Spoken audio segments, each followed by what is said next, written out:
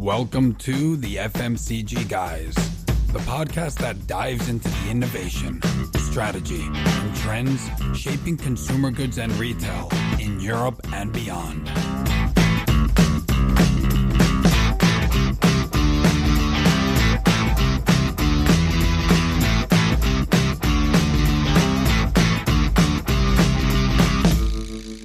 Welcome to the FMCG Guys podcast. This is Daniel Torres here as your loyal co-host and accompanied by another loyal co-host. But I'm very excited to see him again because we haven't actually co-hosted in a while. It's no other than my dear friend Efrain Rozendaal. Hey Efrain, how are you? Hey Daniel, good to see you. Yeah, it's been a while, so it's good to get back on the horse. So it's good to be back. It's our 4-year anniversary since we got together and you came on the podcast and we renamed it the FMCG Guys. Yeah, exactly. So not too bad because I think as we speak and we're at the end of the year, we're on episode 290. So we'll be doing episode 300 beginning of next year. So that's pretty exciting. It's amazing. I was telling somebody that the other day, like if you told me 4 years ago that we would be where we are in terms of the number of episodes, the number of followers, I don't know if I would have believed you, but this is one of the nice surprises in life. You can believe that. You can believe me. Do you think that we get enough notoriety for the number of episodes that we've done, or we should be more famous? What do you think? I don't know. I mean, it'd be interesting to ask our followers to see if they knew how many episodes we had. Hopefully they listened to all of them. But if they haven't, then they've got plenty of stuff to listen to over the break. As much as I would like to think that a lot of people have listened to all of them, I would be willing to buy a 3-star Michelin restaurant to anyone that can prove they've listened to all our episodes. I think there should be a special prize for that. They know where to find me. I'm on LinkedIn. Just contact me and we can have that 3-star Michelin dinner. And I'm sure I'll find a way of testing them. Yeah. Well, I was going to say, and I think, that not only do they get the Michelin dinner, but they get to have their picture with you and post it on LinkedIn. Exactly. In and of itself. I mean, that's the maximum prize, isn't it? Well, cool. I mean, and I think I'm very excited also for the year to come, Efrain. I think we'll probably do at least a couple of other candid commerce events. We'll do Shop Talk here in Barcelona. So a lot happening. Yeah, absolutely.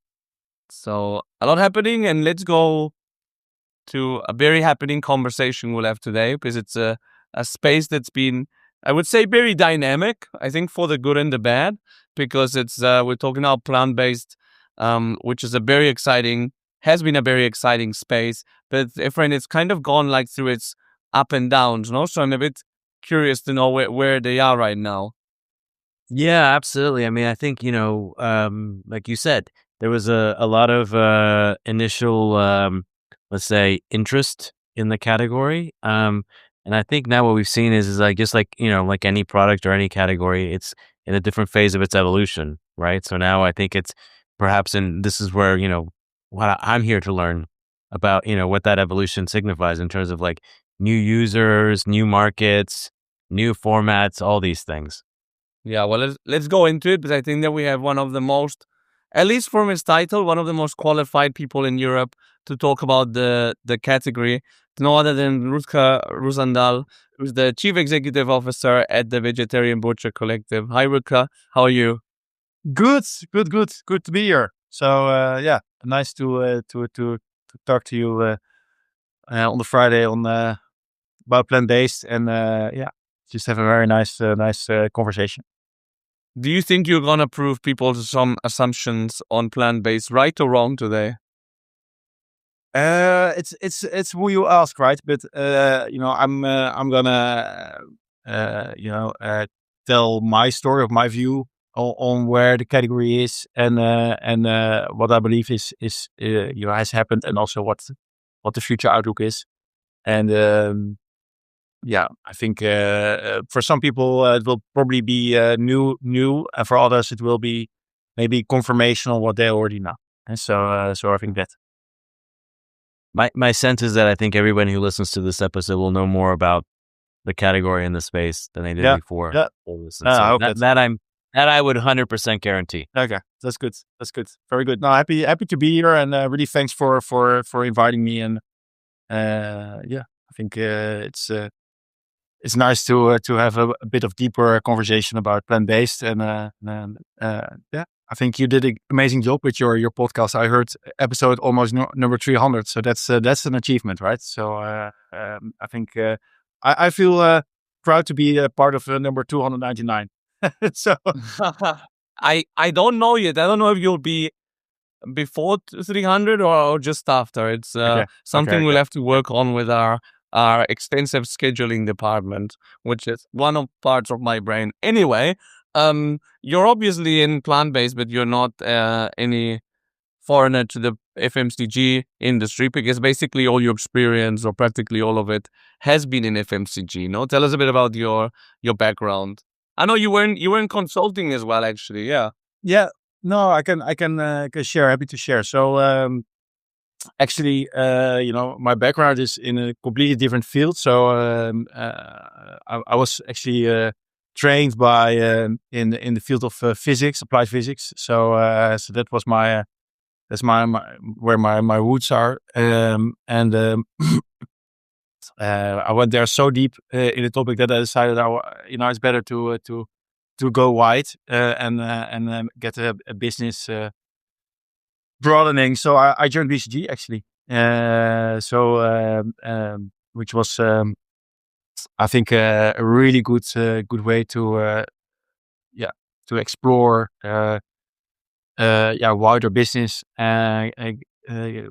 get a sense of different industries, and really get trained in business. So but at the end you're on the sideline, right, as a consultant. So that was at the end the key drive for me to consider to make the move outside, and that was with Unilever ice cream, which I joined in quite an exciting time. I think it was time that e-commerce was coming up, delivery of all delivery players were. And if I can ask, sorry, what made you change? Because when you're in consulting, one of the very cool things that you do, apart from traveling a lot and very long hours and working with very smart people and very strategic projects, but one of the cool things you do is that you work across different industries. Right. Is there a reason why you decided to choose to join Unilever and furthermore the consumer goods industry at that stage? Yeah. I think for me the main driver is that consulting is I think a wonderful business to give advice and then move on to a next project, give advice, move on to a next project, give advice. I think the element that for me at least was missing was the building something and creating something, and being also responsible for the end result. I think at the time there was also an ex-BCG colleague that joined, or that was had a long career in the ice cream business. Actually, someone that that hired me, but also then I worked together with for almost 7 years. So it was a really good match. I think ice cream is an exciting category, right? It's a fast-moving category. It's impulse. It's happiness. Also it was the time that I think there was also within in Unilever there was, of course, it was very much a leading sustainability FMCG player with Paul Polman. I think it was a very exciting time to join, and that combined with the role or the task we got, it was around really building a new business around ice cream delivery, and leveraging the delivery, upcoming the rise of Uber Eats, of Thuisbezorgd, or many players, Deliveroo, and giving access to consumers to also have an ice cream, when they're at the sofa, in the evening, and they watch a movie and they want instant ice cream, they can get it delivered, right? So And they could get like a Magnum only. a Magnum, Ben and Jerry's, they could get all the relevant brands that they want, and we had like virtual ice cream stores created in different countries to get that delivered, and I think was a completely new business, and I think a big success. And the good thing was that it was really scalable across the world, because actually delivery came up everywhere, right? It wasn't there yet, and then suddenly it was there, and by creating this, at the end, ice cream is an impulse moment, right? So you don't know that you want it, but once you see it, you want it. So you need to create this moment, the availability you need to create at the sofa, and that's what we actually did. So that's something that I set up together with the guy that hired me, Hugo Verkel, and of course also more people involved. Great fun, really nice opportunity to travel the world, right? Actually, because we did it everywhere in every country of Unilever, we set it up, and at a certain point, Unilever decided to acquire the vegetarian butcher, and that actually was the sign for me to make a move towards the butcher. And I imagine, Rutger, that with regards to, like you said, the general culture at Unilever, with the leadership, being a big believer in sustainability for purpose, but also for profit, that, can you give us a little bit of insight in regards to like your decision to move into this new category within Unilever, right? That, you think back to when you did it, it was like 2019, I believe, right? Yeah. So that's still fairly nascent, very early on in the category. So what drew you to make the jump over to plant-based? Yeah, no, I think a very good question. So, actually, I already was looking at basically alternatives to meat, more from a personal interest before that time, and so because it was also the time cell-based meat came a bit up. You saw plant-based parties coming up, and I think what this industry really nicely captures is the combination of technology and because it's really technology-driven industry, combined with really tasty products, FMCG type of business. So I think with the acquisition that Unilever did, I got the opportunity personally to join them. I think a big trigger in this was actually the partnership that the vegetarian butcher closed with Burger King. It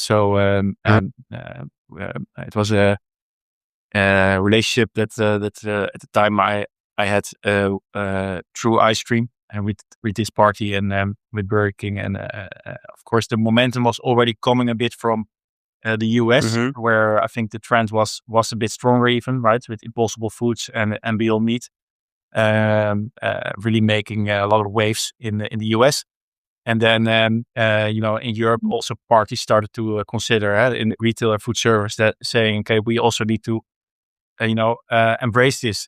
I was just going to say, what's fascinating to me is like, what you're alluding to, which is that there is an element of discovery when it comes to people trying things outside the home and then ultimately choosing them to buy them for in-home consumption. So I'm guessing, like you said, for that reason, the Burger King partnership made a lot of sense, because it was an easy way for people to be exposed to the product in these restaurants, and then discover, I really like the taste. It's something that I can do at home as well. 100%. I think I think the having a product there, it's a controlled space, because it's actually prepared by fixed operations. So the consumer has a really good experience of the product, and it's a really good way to first experience a plant-based item, product in out of home, and then buy it yourself in the retail store. So But it was, I think, the time that plant-based was rising. I think it really grew between 2010 2020. I think it was like gradual growth.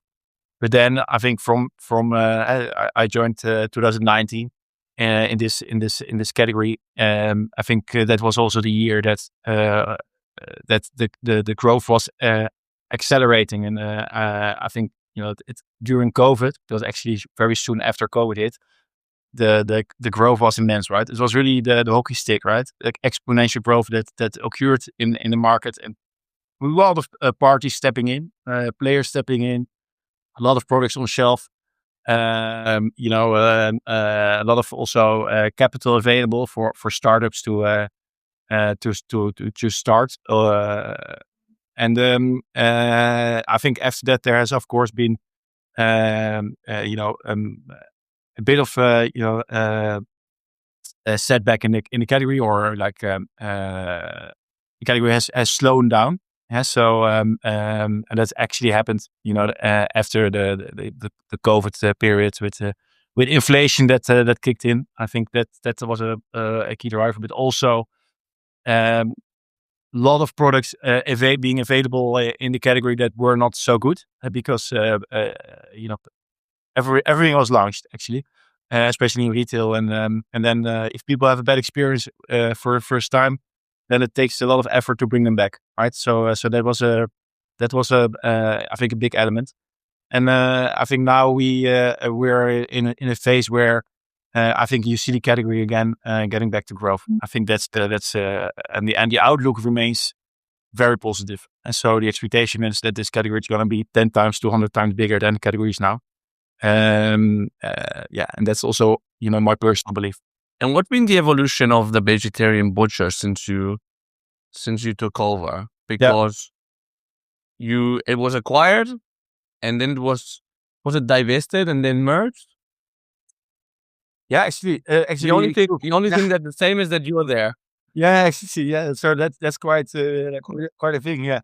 So actually, I joined during the integration into Unilever, and now I also have I'm the one helping it towards its exit, right? So actually, so that's the circles around there. I think under Unilever we had I think it was a really good like a host. So they we could benefit from the marketing power of Unilever and the scale of Unilever, which we went from really basically a brand only active in Benelux to a brand available in 55 markets across the globe. And so we launched that with the Burger King, but also with the Subway, but also every key retailer across Europe. We did I think quite disrupting initiatives, right? We created a plant-based store fully. We created our own butchery. We worked together with Carrefour to create a butcher counter where we had plant-based available at a true butcher. So there was a lot of like disruptive initiatives that we did to drive the category. We I think also, of course, with every new product that we basically hacked into there were new consumers attracted. So I think it has been a exciting period under Unilever, and but at a certain point also, of course, you see Unilever moving away from brands that are relatively small to the big, really big brands of Unilever, and the Unilever has. Plus, they're focused more on non-food, and so I think that has been a key driver in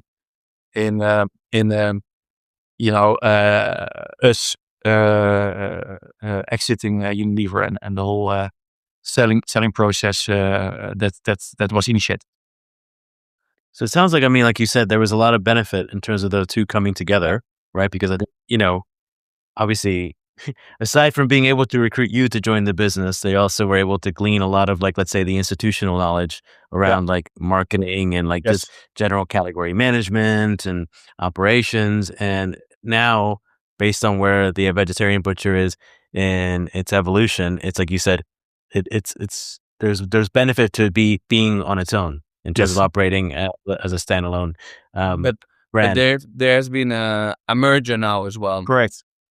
Yeah. So indeed, we actually we're joining forces with Vivera. So Vivera is actually a brand that's older than the Vegetarian Butcher. So we got founded in 2010. They're 1990, so it's really old brand.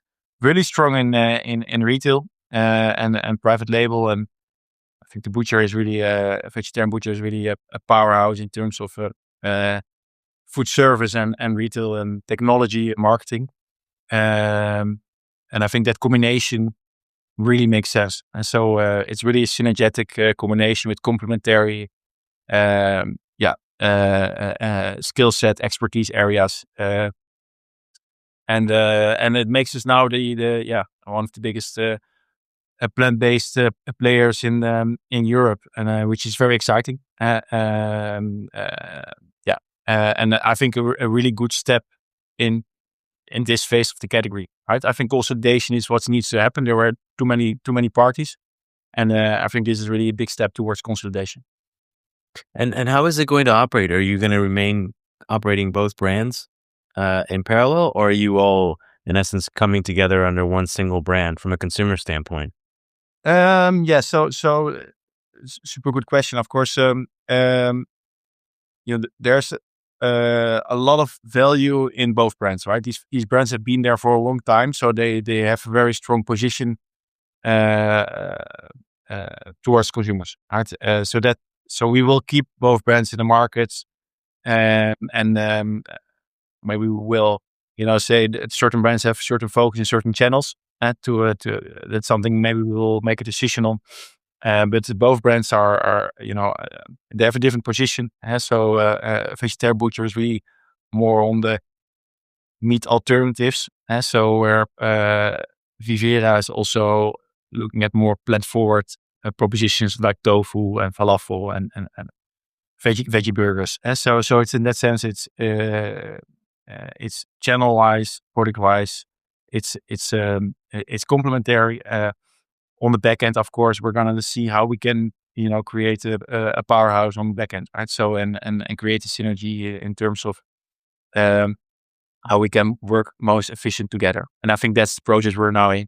Of course, the integration and preparing for that. And how do you see, because you mentioned there was obviously a big boom in play. I mean, it'd been a growing category. Obviously, there was a big boom during COVID. Then there were some big global brands, coming from the US mainly, that we all know about, that suddenly kind of went from boom to bust. Yes. And one of the reasons I heard is it's hard to be a brand in a traditionally commoditized category, like quote unquote meats. How do you perceive that? How are you guys gonna be differentiated and be able to have a place on people's hearts and minds as a brand and in a space which is, fresh produce isn't not normally been like a brand-led space? Yeah. No, yeah, I think this is I think the key question, of course, to answer, and I think there's a few angles there to look at it. I think the whole meat category and meat, it's all about, I think, emotions, right? So it's something that you have, meat you bring to family dinner, to friends dinner. It's eaten there. It's around barbecue. It's around a Christmas dinner. So I think meat is eating meat is an emotion. It's a culture thing. So we really want to, as a brand, also, respect or acknowledge that culture, and that's also why I think there's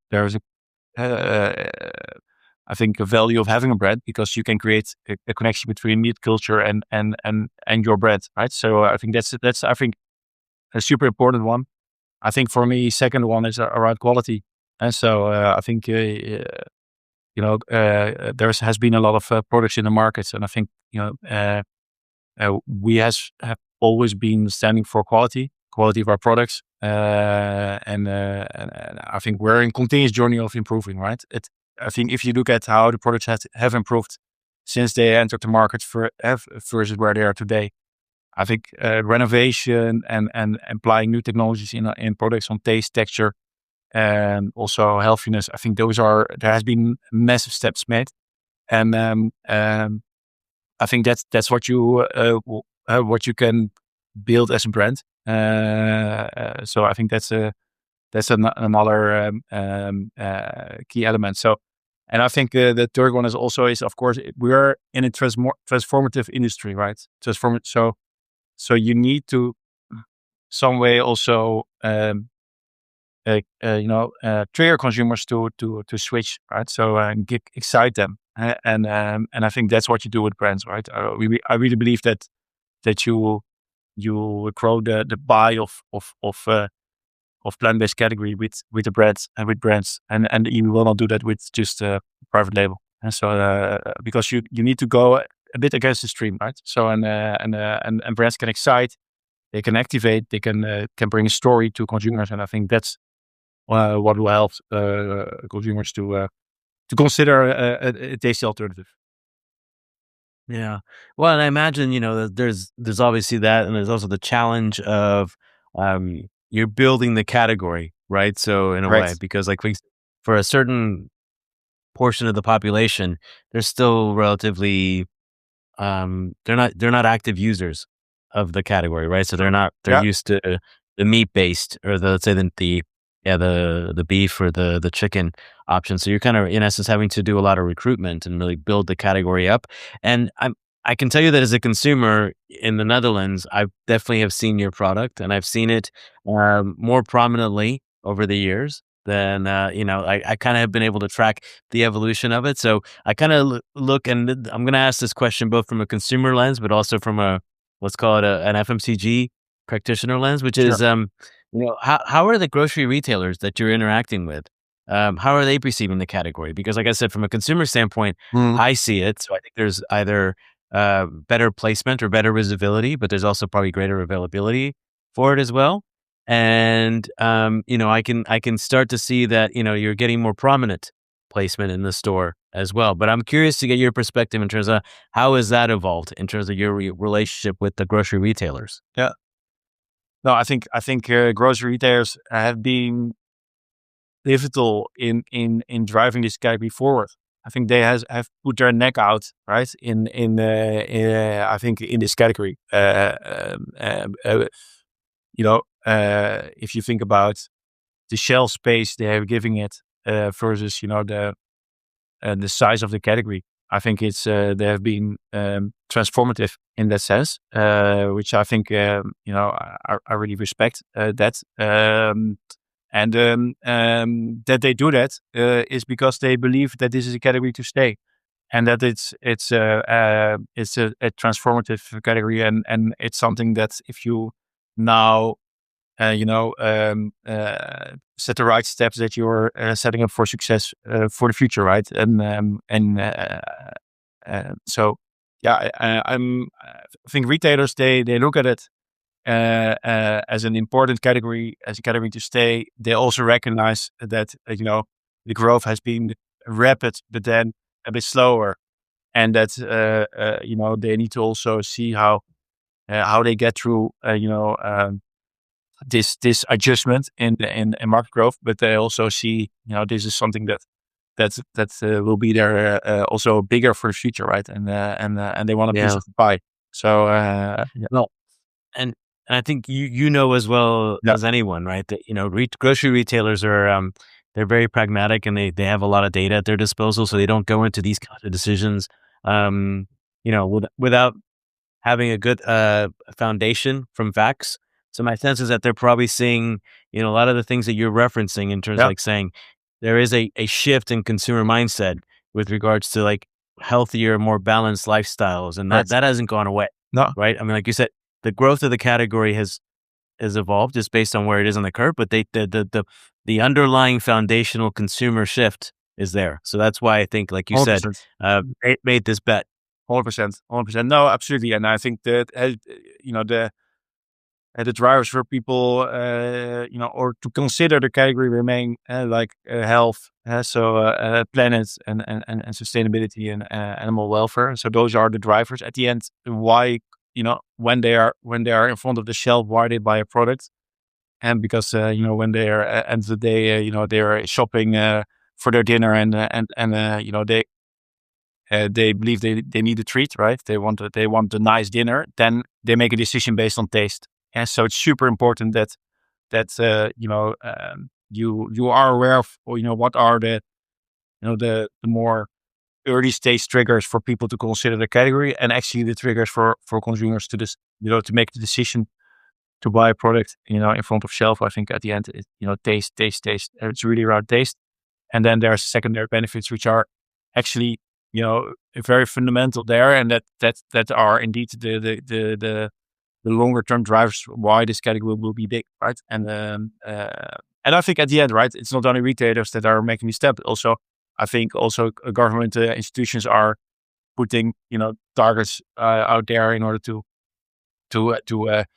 make the transition happening, right? So they say that this is also the protein transition needs to happen. And I think it's up to us as a brand to make it to bring a good alternative, right? And a tasty alternative, and to make it a nice experience to eat a plant-based alternative, and while still experiencing, and go back to this culture, having this meat culture experience, right? Which is, I think, what a lot of people find very important, right? So having a barbecue, having a dinner with friends, having a dinner, and with Christmas, where there's a protein in a center of plate, right? And we want to provide a good product for that. Why do you think it's beneficial for society that people do that transition, or that we do that transition into, I don't know if you see it as no meat and substituting it altogether, or less meat? How do you see it? Or why? And why do you think it's good? Yeah. No, yeah. I think there's the reasons why it's good is also the reasons why consumers consider to switch. I think from a wide society perspective, I think it's the right thing to do from a sustainability, climate perspective, right? It's the most easy way to reduce CO2.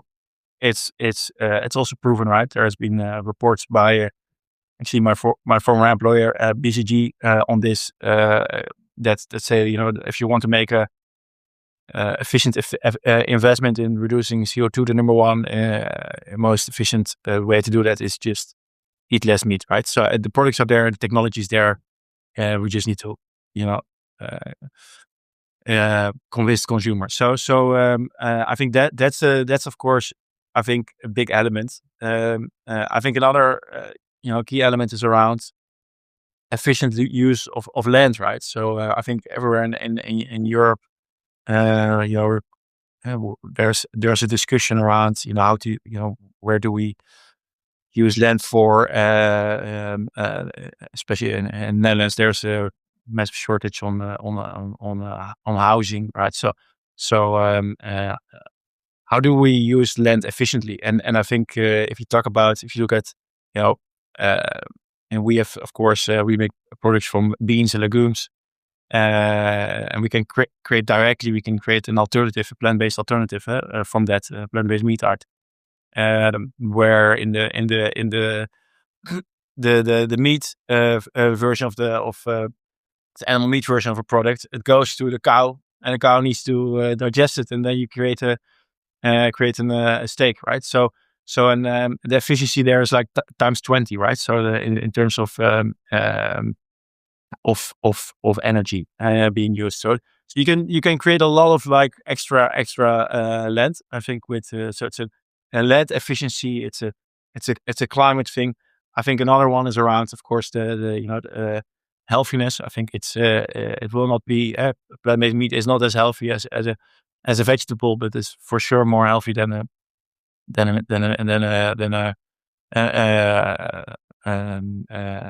burger or a steak. Of course, you don't need to slaughter any animal. So that's also I would say a key benefit. So or something that is in the heart of also what drives a lot of people that work at Vegetarian Butcher. So I think that's all the good elements for society.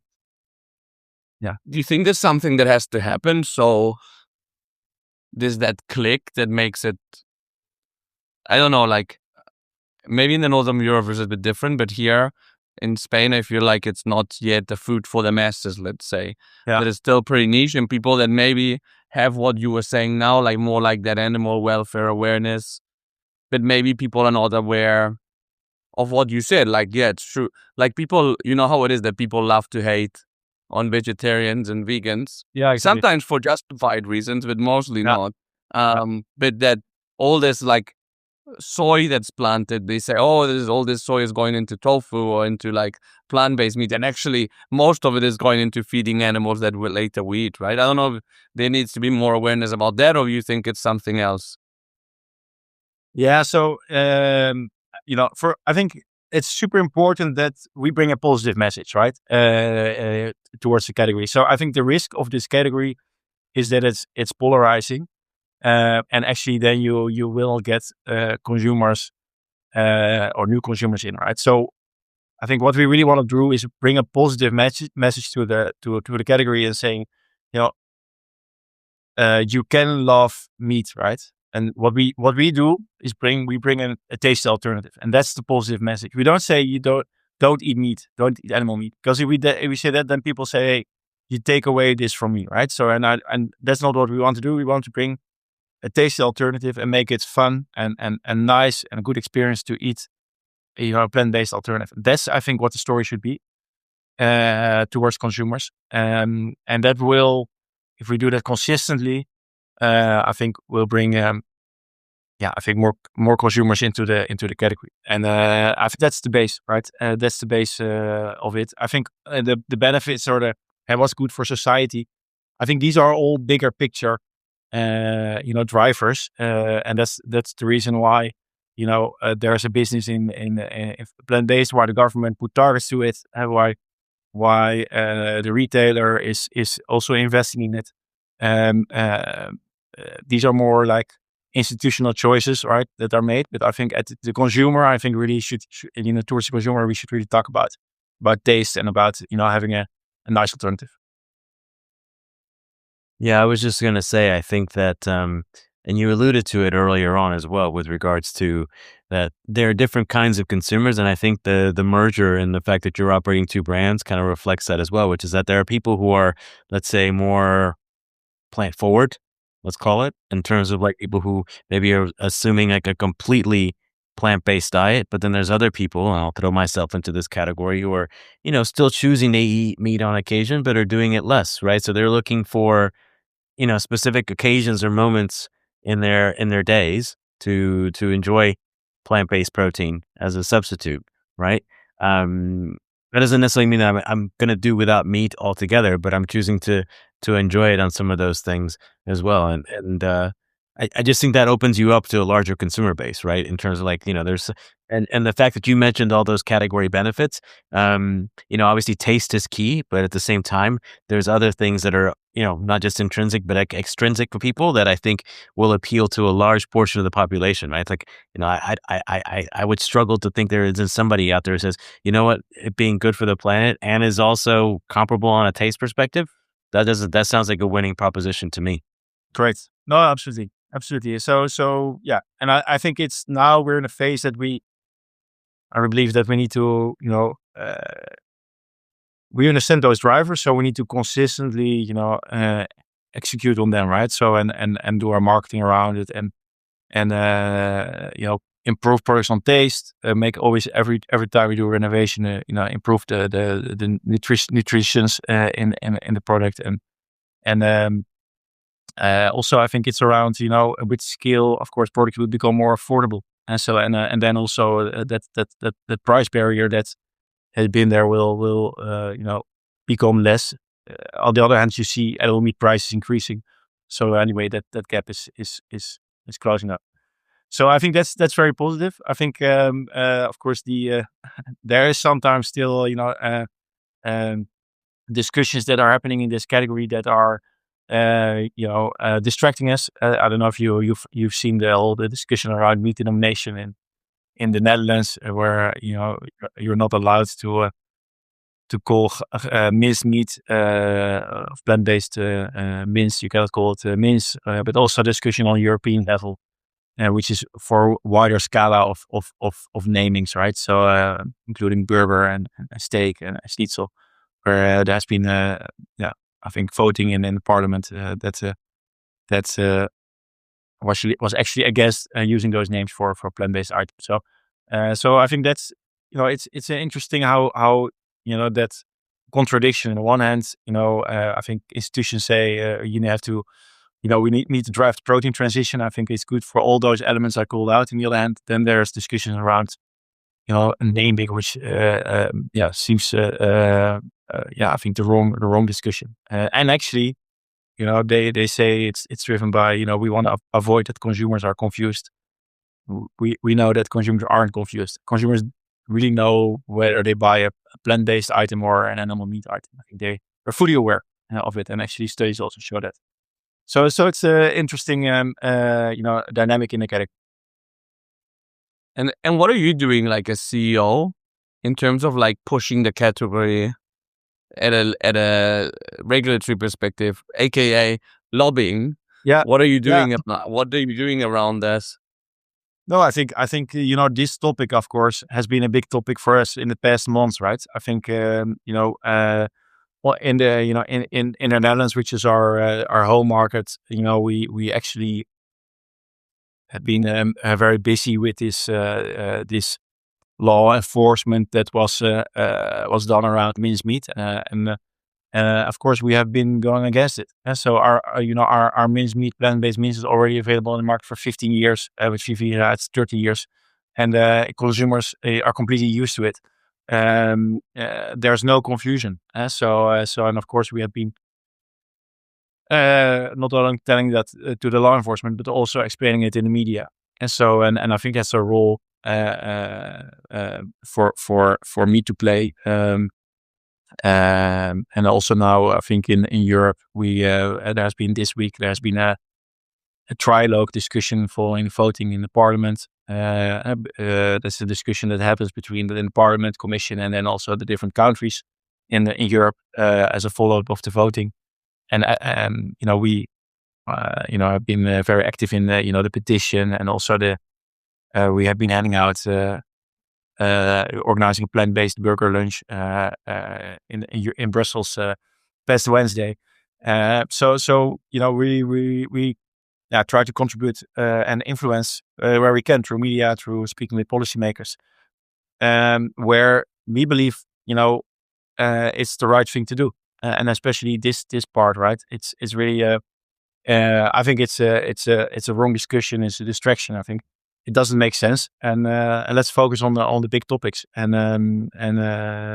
actually, and really help this category and the protein transition. Wow. So, slight shift, a question, and actually, let's call it a pivot from this prior question with regards to like your responsibilities as CEO.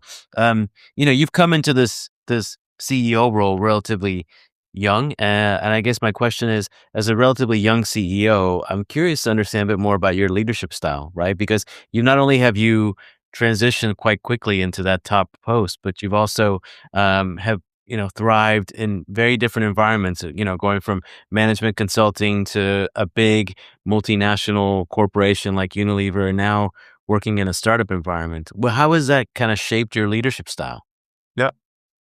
Yeah, I think all those elements, I would say, shaped me 100%. So I think a big driver in what I have been doing always has been what I enjoy to do. Right, I think that has been. I try to follow where my energy goes and my interest, and then I believe I will strive. Because I will be the best version of myself. So that has been my compass in that sense. So my leadership style is I think I really I think thrive or flourish in businesses that are change making, where it's about growth and seeing opportunities. That's also I think I think really core in my style. I think I'm pragmatic. I want to. I understand where we don't need to be. We can take a shortcut, or where we can be more more efficient. And I really believe in strong teams. And so talented people around me, around the management team or in a management team. I think I think that's super important for success, and empower them, right? Give them responsibility, and I think with the right skill set, and then also combined with that energy, or that mission driven energy that a lot of people have when they work in this category, because they feel that they're doing the right thing, right? That is that's a big drive for success. So It's a big motivator, right? big Like you motivator. said, if you have 100%. passion and belief in it, Yeah, it's a huge motivator. So it's, I think seeing opportunities, pragmatic, and I think really empowering with strong teams around me. I think that's for me what I learned, a winning combination, and follow your heart, and that's also what I try to do. Yeah, it's good also that you're in a position where you can follow your brain and follow your heart more or less in sync. No, it's not always No, the it's not true. easiest thing. It's true. Yeah, true. Yeah, no, that's true. It's I also realized, of course, you get opportunities. So you also have luck, right, in your career. I think career is also it's the right time. You meet the right people, and you get an opportunity, and also you have people that believe in you, that allow you to take certain roles and responsibilities. And I think that absolutely also happened in my path. Yeah, and if you went this is our famous last question, by the way. If you went back to your younger self when you were starting your career and thinking of all the things you've learned until now, what's that one piece of advice you would give yourself? Yeah. So I think it's a super interesting question. For me, actually, it links back to what I already shared. I would give my younger self. I would give the advice is to do what you and to make a step in what you enjoy, and then the rest will follow. Why I say that, maybe sometimes in the earlier version of myself, rationalizes things, makes says, okay, what are the pros and the cons? And I think at the end, these are of course good exercises to do always when you make steps. But at the end, I think it's super important to follow where your energy takes you, and I would give that advice. Yeah, totally. And well, Efrain, I think that we've learned your purpose, your objective at the beginning of the call was to learn more about the category. I think we definitely have. And I think with Rutger's style, which is very pragmatic, right? So I think that he gave us a very clear, down-to-earth perspective on where the industry is, no? Yeah, absolutely. I mean, I think I can only speak for myself, but I know as a consumer, obviously, I've been exposed to plant-based products, and it's just fascinating to hear about the evolution, right? And like you referenced, I mean, some of these products and brands have been around for over 30 years, right? Dating back to 1990. So this isn't exactly something that's kind of an overnight thing. I mean, it's been around for quite a while, and it's now in a different stage of its growth path. And it's just really, really interesting to see. And for me, I think, not just getting your perspective on it more historically has been really fascinating, but I think it's also been hearing you talk about a little bit of, like I said, the consumer psychology of it as well, in regards to like how a consumer rationalizes to some extent in terms of like making the transition from that's traditional to plant-based is is fascinating. And it causes me to ask some questions of myself with regards to like how I'm making some of those decisions. So you've definitely given me something to think about after and this how conversation. Are you? What are you eating for Christmas? I will tell you this, and I'll make it a quick story. Is that my first experience with a plant-based protein product was all around the experience. I had a plant-based burger on the beach in Nantucket in the US. And for me, it was perfect because it was exactly, if it had been plant-based or if it had been, let's say traditional, it wouldn't have made a difference. But the fact that it was in the moment and it didn't feel like out of place was what made it perfect for me. So for me, that is the idyllic experience that I hope other people find, whatever activity or occasion they choose to enjoy it in. But that's, for me, what I think of when I think about this topic. Yeah, I also thought it was interesting, Rutger, how you talked about, without saying it explicitly, about like connecting it to the brand, as we'd asked, like in a traditionally commoditized category. But you talked about cultural relevance really, but you talked about linking it to a certain lifestyle, to a happy moment, which is a barbecue, which, it just seems timeless, no? But it being timeless is not necessarily a bad thing, no? That it's like who doesn't enjoy being around people, especially in this time where a lot of people feel lonely, really. Like if you can confer that feeling of having like a plant-based product with your friends, accompanied by your loved ones, having a good time, why not, right? Fully agree. Yeah. Fully agree. Yeah. So no, absolutely. And the other thing to me that's really interesting is that it's the fact that, and I mentioned this earlier, which is that it's not just the brands who believe in this category, it's also the retailers as well. And I think their actions are speaking loudly with regards to the fact that it is getting greater availability and visibility on the shelf and in secondary displays.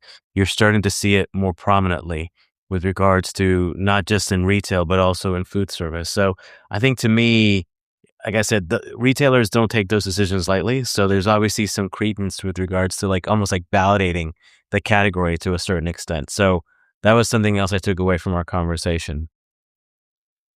Cool. Well, look, Rutger, we can only say we'll be looking at the category, I think, and what happened. Maybe we can invite you again Christmas 2026 again to see where we are. Well, I would say, Daniel, we're not just looking at it, we're actually enjoying it as well. So I think hopefully we're going to have occasions to enjoy the products as well. True. That's a good point. No, but I think that as FMCG insiders, it's one of these categories I think is very interesting for a lot of aspects. I mean, just for the aspect of like the amount of lobbying you need to do, Rutger, and how that is like, it just goes, and it's also been like weaponized in politics, and so it's just like such an interesting space. It is health, it is cultural change, it is globalization in some ways, and so it's super interesting. And I guess that's part of the joy of working in it. 100%. No, absolutely. So it's a category that every day there's new news, right? So it doesn't sit still, right? And that makes it so you need to steer every day, and new things come up that you need to readjust, and but that makes it exciting and makes it a fun category to work. Fantastic. Well, thanks so much, Rutger, for joining us. Efrain, great to see you again. Hope it's not another few weeks till I see you again. No. I think you and I are talking on Monday, if I'm not mistaken. Oh, so yeah, that's true. I'll see you again on Monday. No, No, I'm back. Not a dull moment. All right. Well, thanks guys. Thanks for having me. Thanks for everyone for tuning in. And we'll see you in the next episode of the FMCG, guys. Have a great one. Bye. Thanks.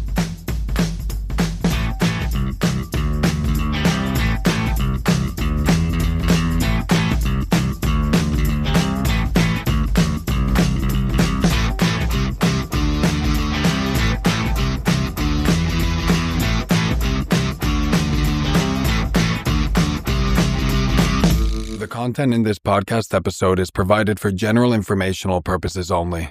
By listening to our episode, you understand that no information contained in this episode should be construed as advice from Dwyer Partners SL, doing business as the FMCG guys, or the individual author, host, or guests, nor is it intended to be a substitute for research on any subject matter. Reference to any specific product or entity does not constitute an endorsement or recommendation by Dwyer Partners SL. The views expressed by guests are their own, and their appearance on the program does not imply an endorsement of them or any entity they represent. Dwyer Partners SL expressly disclaims any and all liability or responsibility for any direct, indirect, incidental, special, consequential, or other damages arising out of any individual's use of, reference to, or inability to use this podcast or the information we presented in this podcast.